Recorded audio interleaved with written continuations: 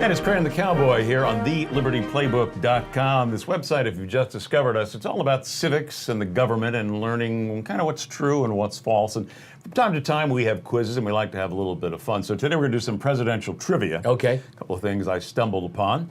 Well, neither of them will go down as presidential aces, but poker played an interesting role in the lives of two presidents. Do you know who they are?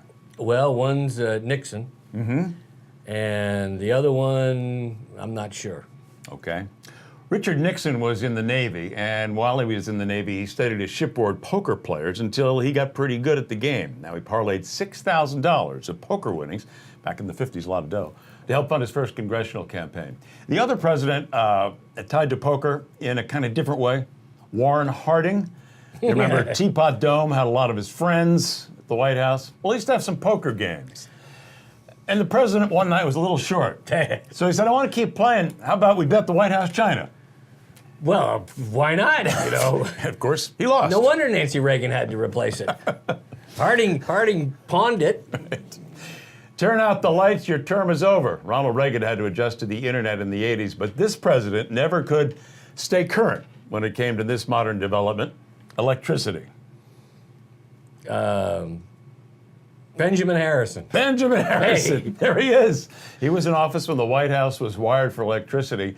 And the word is that fearing he would suffer a shock or die, he refused to touch lamps, light switches, or anything connected to Edison's discovery. Yeah, remember, but he was a teetotaler, and his wife was called Lemonade Lucy. There's no booze in the place. At least if he touched it, he could get a drink. Get a buzz. Yeah. We could put James Monroe up against any president when it comes to some of the accomplishments that he has.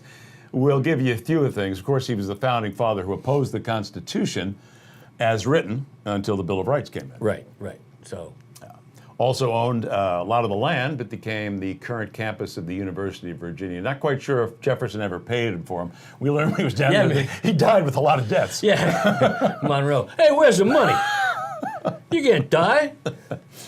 He also gave us Louisiana, whether that's a good thing or a bad thing, sort of. He led the negotiation to buy that vast swath of land from France. And this is one I didn't know, and I asked you this morning and you knew it. The Liberian capital, Monrovia, actually named for James Monroe. Yeah, because it was founded, I think it started during Jefferson's term and then completed during Monroe's term. It was, repatriation of African slaves back there. In fact, you see when there's a coup in Nigeria, it's a very Nigerian name. If there's a coup in Liberia, it's President Bill Smith attacked Larry Jones. Right, because these were former slaves. Former slaves. And they took the names of their masters. Exactly. So it's the only country where you Adams, Monroe, Jefferson. Yeah. Right. So, and now one that if you're of a certain age, you may remember the vice president for Richard Nixon, Spiro T. Agnew. And a lot of people thought, why would Mr. Nixon pick Spiro T. Agnew? Well, Nixon's from California, Agnew's from Maryland, so there's the famed geographical balance. But there's another reason. Yeah, in fact, you were just telling me about it. Nixon was afraid he was going to get plugged, so he figured nobody's going to plug me if this moron is the vice president. Back in 1960, big Nixon-Kennedy debate, and they were very close friends, even though that election was allegedly kind of stolen in Chicago. But at any rate, Nixon was terrified that somebody might take a shot at him, and the word is, whether it's apocryphal or not, that he figured Spiro Agnew being Spiro Agnew, it's the best defense outside of the Secret Service. Well, remember, age of political assassination. John Kennedy, 63. Bobby Kennedy and Martin Luther King, 68. He's running in 68. He's seeing political people and American leaders getting picked off by gunmen. I don't doubt that he had a little bit of paranoia. I think anybody running for president would have a little paranoia. Well, I think Spiro T. Agnew's claim was the first major politician to absolutely despise the media.